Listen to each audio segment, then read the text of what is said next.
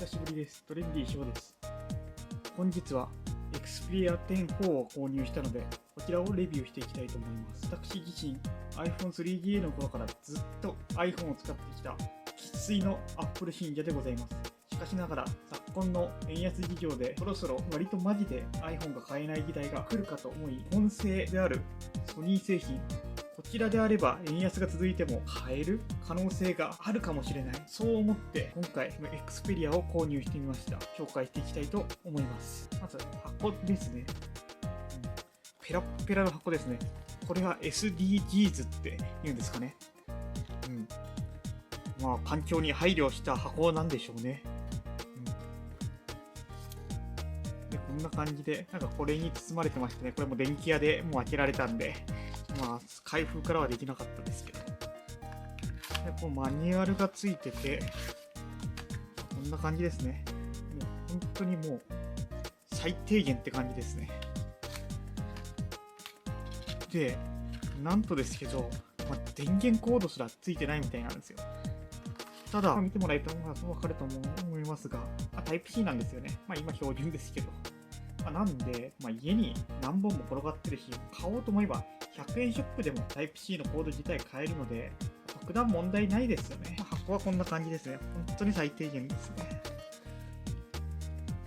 で続いて本体ですね。本体はこんな感じですね。縦長な感じなんですよね。iPhone 12 Pro なんですが、こちらと比較しますと、横が細くて、縦が少し iPhone よりも大きいという感じですね。Xperia 10 4、何が一番驚いたかっていうと、iPhone と比べてなんですが、iPhone の場合はこのくらいあるんです。カバーつけてますけど、200g オーバーなんですよ。に対して、Xperia 10 4、160g なんですよ。もう本当に持った感じで、軽いなって感じがするんですよ。この手にフィットするような感じで、指が届くんですよね、横も細いので。この iPhone の場合、こういった届かなくて、困ってる。困りはしないですけど、操作性としてちょっと、やっぱり私みたいに手が小さい人からすると、やっぱりちょっと厳しいなって感じがあるんですよね。この範囲ぐらいしか届かないので。に対して、もうこんな感じで、普通に手が小さい私とか、女性の方とかでも、全然手届く範囲で使えると思います。じゃあ顔認証はついてませんが、こちらの方に指紋認証がございまして、こんな感じですぐに認証してくれるような感じですね。ここ中指あたりと、親指を登録してるから結構簡単に開いてくれると。以前、5年ぐらい前までは iPhone も指紋認証が搭載されているモデルが多かったですよね。あの時なんですが、私指の指紋が弱いのかよくわからないのですが、もうすぐ手合わせとか書いて全然指紋が通らなくて本当にイライラしてたんですよね。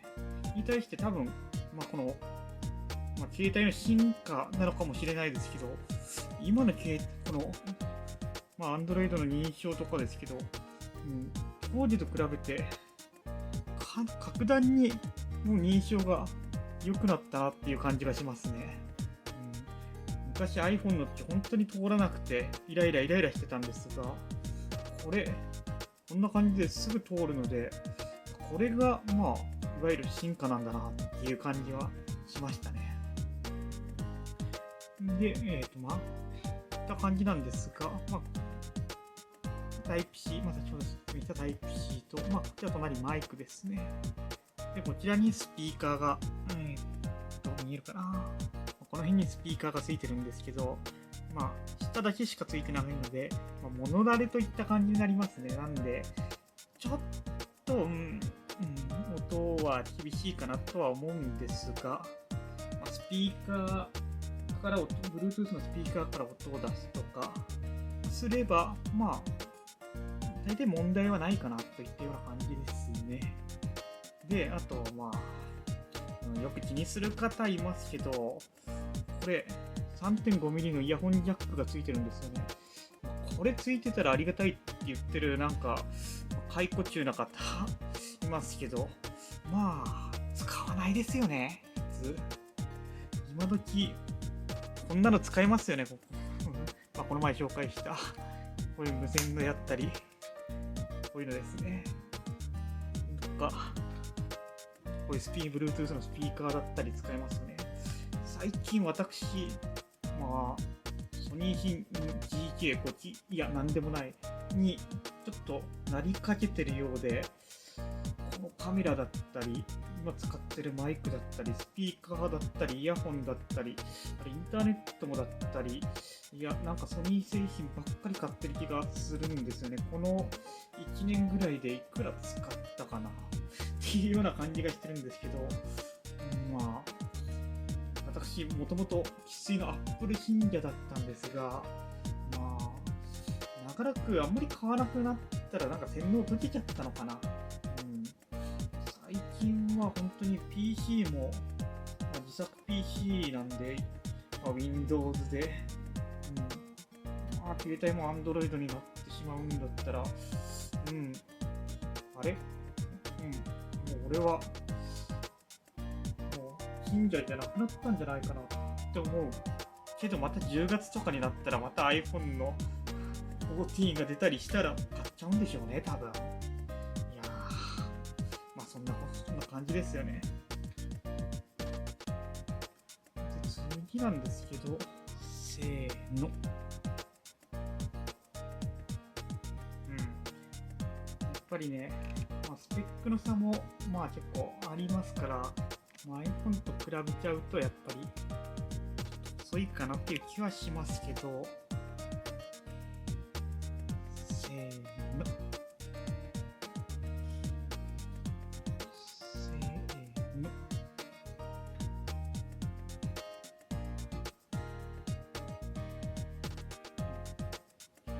あれ ?iPhone 調子悪いのかな。はい。あれ、おや。ちょ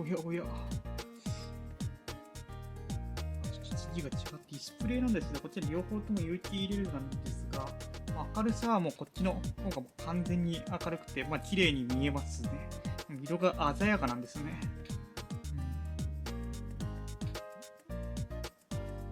ディスプレイも、昔 Android ちょっとだけ使ったことあるんですが、なんかワンテンポ遅れる感じが昔のはあったんですが、そこら辺も昔と比べてもかなり進化してますね。ってなるともう本当に高いお金出して、iPhone を買うまでもないような気もしなくもないですね。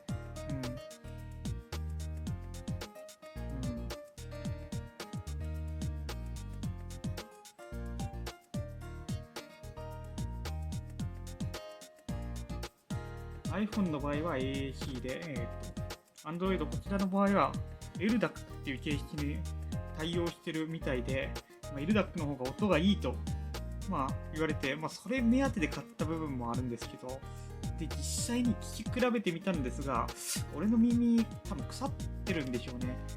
大して違いはちょっと分かんなかったんですよね。無線のイヤホンなんでそこまで出ないんですかね、差が。続いて YouTube を触っていきましょう。こちらも結構ぬるぬる動いてますね。実使用において iPhone とほとんど遜色はないと思われますので、いいんじゃないですかね。あと画面が縦長な分、表示される量が iPhone と比べて多くなるので、これも使いやすい点としていいんじゃないですかね。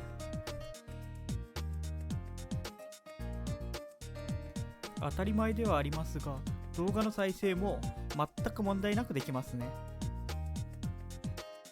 次に音質についてですね。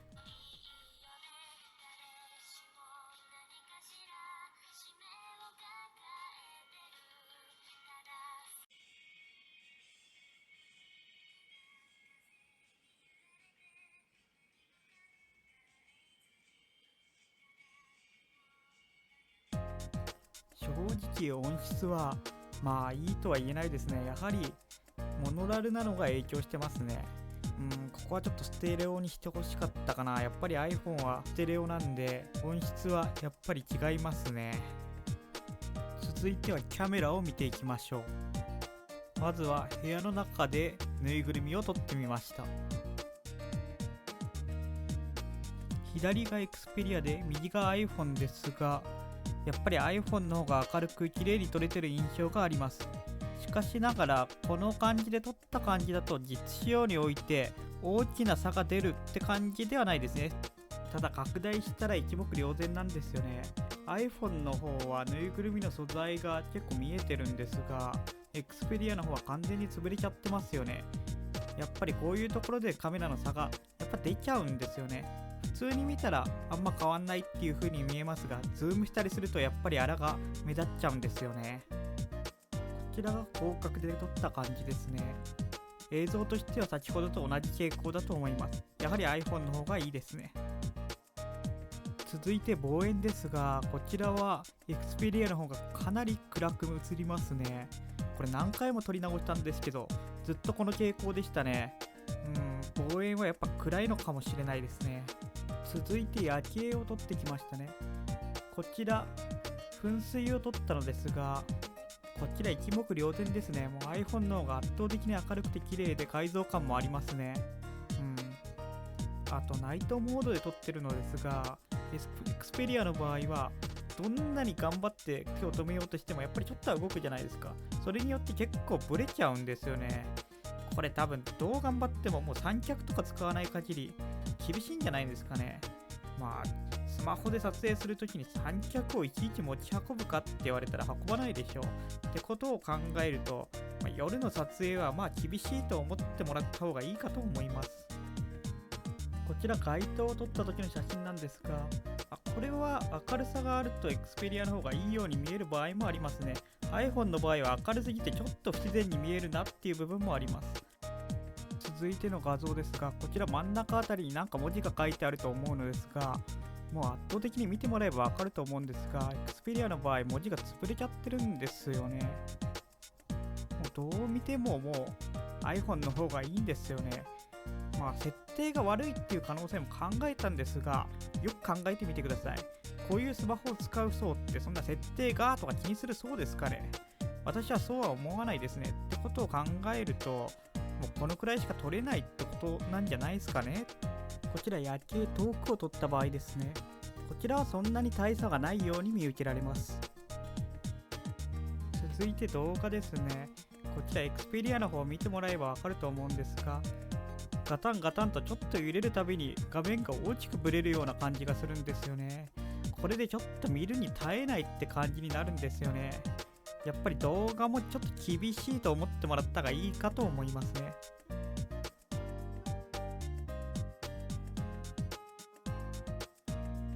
見た感じでだと、やはりなんか動画を撮った時に結構ブレがひどいとか言ったりとか、あとこれ 4K 撮影には対応してないみたいなんですが、実際 4K で撮りますかねっていう話なんですよね。結局 4K で撮るような用途だったらスマホじゃなくて、こういうミラーレス一眼だったり一眼だったりっていうもっと本格的なもので撮りますし、そうですね。ただ FHD の動画も結構よく撮れるならいいんですけど、ちょっと動いたら厳しいみたいなんで、カメラで撮影、あるいは定点から撮影する、そういったぐらいの用途で、十分なんじゃないですかね。外観はこんな感じですね。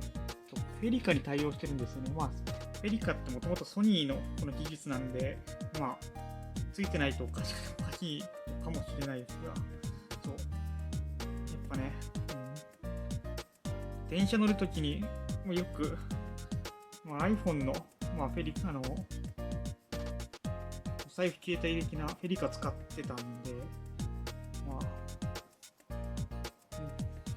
これはないと困る機能なんでね。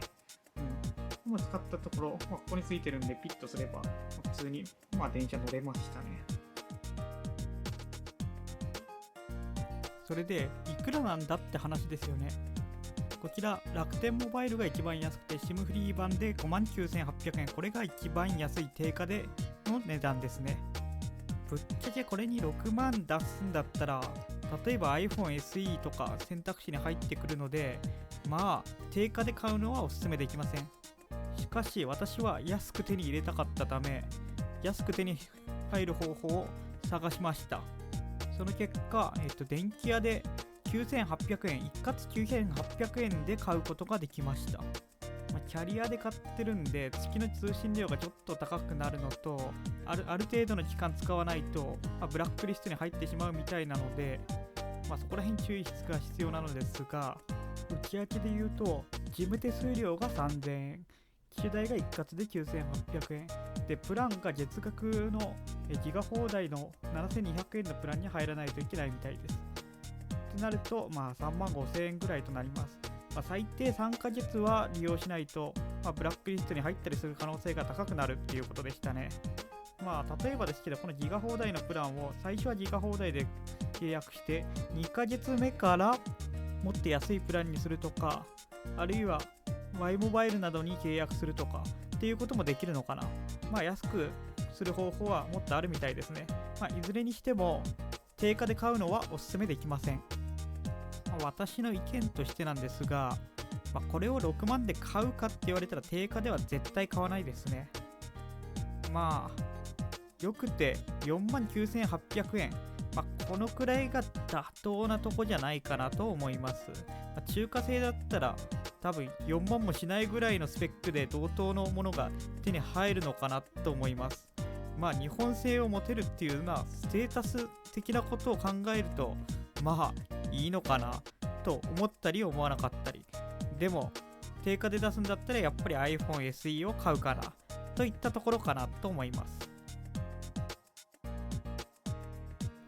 続いて総評ですね。まず全体のレビューは星4つといったところでしょうかね。まずデザインと携帯性については iPhone よりもいいといった部分が多いかと思います。デザインはこれは好みによるので、小さいのがいいとか大きいのがいいとか見た目がいいとか、これは主観によるもので私は全然悪くないと思います。この部分は5ですね。次に携帯性ですね。軽さ 160g って軽さは持ったらもう分かりますよ。明らかに軽いです。この部分だけで言うんだったら星は5ですね。次にレスポンスですね。触った感じのレスポンスは悪くないのですが、この評価の中に音質だったりとかっていう部分まで入れたとしましょう。そしたら、あんまり良くないかなってところで、星3といったところですね。次に画面表示ですね。こちら画面の表示は UDL となっておりまして、私の主観なんですが iPhone よりも画面は綺麗に見えますね。はい、これは星5でいいと思います。次にバッテリーですね。こちらも iPhone の倍ぐらい持つっていう体感の感じですね。iPhone ももう2年ぐらい使ってるので、バッテリーの劣化している部分もあるかと思いますが、それさえ引いてもかなり持つなと。本当に iPhone の2倍持つ。普通に使ってれば1日充電しなくて、2日目使ったとしてもギリ足りるぐらいな感じじゃないですかね。次にカメラですね。こちらについてはもう正直星1まででも星2かなっていったところで、ちょっと良くないというか iPhone の方が圧倒的にいいですね。ソニーってカメラ作っているメーカーなんで、ここもうちょっとこだわってほしかったっていう部分なんですが、この下の部分になるんですかね。値段とコスパ。やっぱりこれはミドルスペックって言ったような位置づけになると思うんですよ。ミドルスペックなんでもカメラもそこまでこだわれないといったとこじゃないですかね。ただ定価で言ったら6万円ほどしますから、この定価で考えるんだったらやっぱり、他のスマホとかと考えたら、49,800円、あと1万円ぐらい安かったら妥当かなといったところなんですが、正直、コスパについては良くないかなといったところです。全体的に言うとやっぱり私は買ってよかったかなと思いますね。個人的な意見なんですが、定価で買うんだったらダメですが、割引価格で買えるんだったらありかなと。 iPhone 以外を買いたいとか2台目が欲しいとかっていう人にはおすすめですね。少し長くなりましたが以上となります。このチャンネルではこのようにスマホだったりガジェットだったりを紹介したり、プログラミングとかやったりするなど IT 系を中心にやっていっております。ぜひぜひチャンネル登録よろしくお願いします。